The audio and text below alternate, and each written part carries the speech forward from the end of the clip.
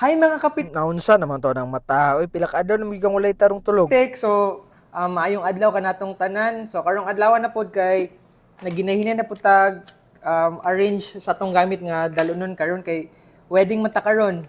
So, nauli tagabi gikan sa pageant kay mga alauna na. Nya kay ga-edit pa man ta para natay ma-post gabi. So, nakatulog ta mga alas 3 na siguro to. So, karon na pod kay naginahinay na pud ta og plaster sa tong gears nga dalon. So before ko natulog gabi kay nang charge ko daan kay lisod mo ning musulong tagubat nga watay bala. So nag-charge ko daan, nag-backup sa mga files para secure bitaw tanan gyud. So ingon ani ni siya. Kay nga-charge man ang mga battery.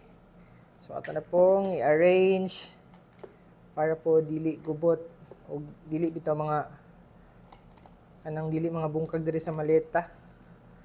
So, tawan ninyo na. Secure kay siya. Ayun. Siyempre, magdala mo tag-charger. Sag natin daghang reserva nga battery. Dalaga mo tag-charger para sure. So, yun, ana na siya. After nga na plaster na nato ang mga battery, so, kuha pa taglaing bala. So, kuha tag duha lang ka 64 gig nga SD card kay photo raman ta today. So, mao ni siya. Let's go. Sumaot to mga kapitek, bisag bilarta ng ligo kita para fresh bitaw po. Kaya naka-black man ta sa pageant kabi. So karon sa wedding kay mag-wine na pud ta. Ato gina i-button is daan pod. Kauman na to button is so magbutang na pud tag clay do sa tong buhok para pinabarog-barog ba pinagukuguko bitaw. Pagkahuman na mandudlay gyud dayon ta para bitaw maplastar pod kunuhay atong buhok bisan wagoy angay god. Pagkahuman na ato gyud nang isot atong pangmalakasan nga antihos bitaw. Kay na plastar man ta mag-show is dayon ta. Pagkahuman po na kay magsuot na dayon tag relo. Magkuha ta sa tong malita dayon ilak dayon nato ato ang kwarto pagkahuman. Tanawa ninyong purma na murag yung pilot. Mura bitong pilot nga nabiyahan sa eroplano. Bitaw sa unang bata pa ko ganahan gud ta kay ko mag-pilot. Nya dili man gud na mo afford gud. Pero wala bitaw pa ko ga-expect nga mapadulong bitaw pa ko pagka-photographer ani. Ato na dayon nang ikarga atong malita pagkahuman din na. Pagkahuman ato din ang siradan. Kaning among wedding karon kay wala na ni siya preparation. Dito na ni siya sa ceremony dito ra pud sa may trial court.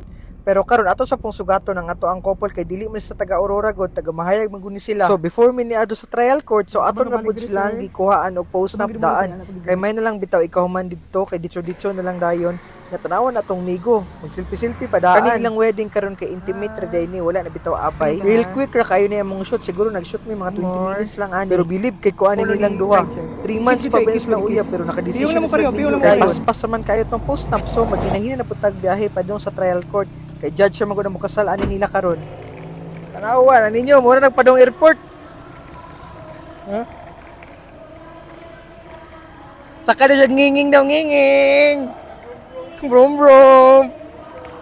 So padong mi sa kuan sa trial court sa Aurora kay diri man namang kuan karon. Wedding. Wa man namang boss RJ ron, cameraman. Boss RJ, asa na ka boss?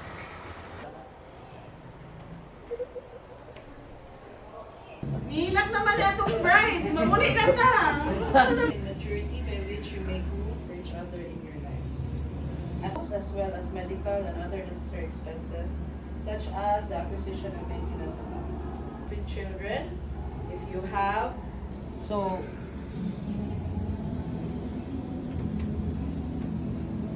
okay, do you have your rings? So, mag-una ang hatag sa inyo. Kay paspas raman kaayo ang kasal pagkahuman miditso na dayon ta sa may Jade Mountain View sa may Lovers Lane. Kay nang hubag naman atong mata sa kabilar ug mauna na to karong adlaw. Daghang salamat.